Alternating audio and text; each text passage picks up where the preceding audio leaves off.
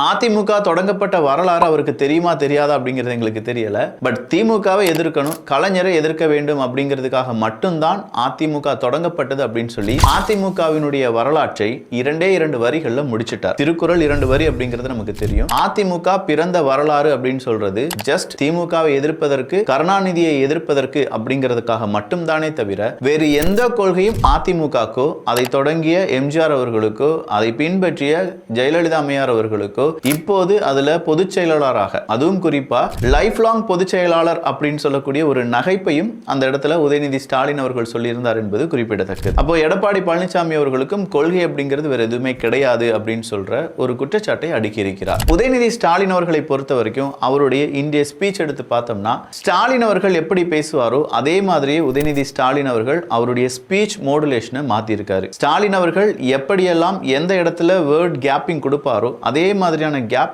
Wording choose, இது எல்லாமே செஞ்சிருக்காங்க. ஸ்டாலின் அவர்களுக்கான ஸ்கிரிப்ட் இப்போது உதயநிதி ஸ்டாலின் அவர்களுக்கு கொடுக்கப்பட்டு வருகிறது அப்படிங்கிறத கண் கூட நம்ம பார்க்கிறோம்.